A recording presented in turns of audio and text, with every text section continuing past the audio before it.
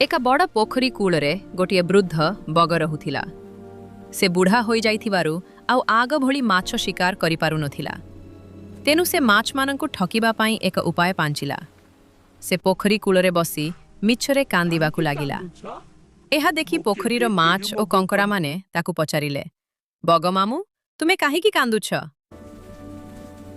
Bug मामू तुमे काहेकि कांदुछ? बग कहिला, मु शुणिबाकु पाइछि जे एही वर्ष आदौ वर्षा हेब नाही एवं एही पोखरीटी शीघ्र सुखी जीव। एही वर्ष आदौ वर्षा हेब नाही शिमिग। तुमे समस्ते मरी जीव, सेई कथा भाबी मते दुख लागुछि। एही पोखरीटी शीघ्र सुखिब, तुमे समस्ते मरिब, सेई कथा भाबी मते दुख लागुछि।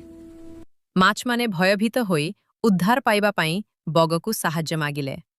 बग कहिला, पाखरे आउ एक बड़ ह्रद अछि, जेउठारे बहुत पानी अछि। मु जण जण करी तुमको सेठाकु नहीं जाई पारिबी। बोका माछ माने राजी होई गले।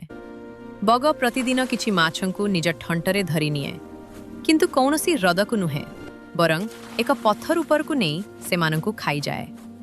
एमिति किछि दिन चालिला।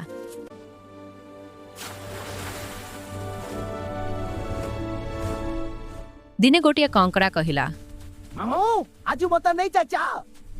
बग भाबिला, प्रतिदिन माछ खाई खाई पाटी अरुचि हेलानी, आजि कंकड़ा मांस टिके चाखिबा। बगटी कंकड़ाकु निज पिठिरे बसाई उड़ीबाकु लागिला। किछि दूर गला परे कंकड़ाटी देखिला जे तळे पत्थर उपरे केवल माछ मानंक कंटा पड़िछि।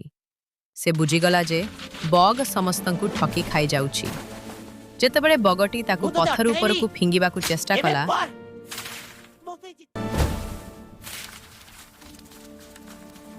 कंकड़ाटी कौनसी प्रकारे फेरी आसी पोखरीर अन्य सबु माछ मानंकु बगर चालाकी विषय रे जणाई देला। समस्ते निरापद। आम्भे माने एबे शांति रे अछु। एही कहानीरु शिक्षा, अति चतुरर गला दौड़ी, अर्थात जे अन्यकु ठकिबाकु चेष्टा करे से निजे ही दिने विपदरे पड़े।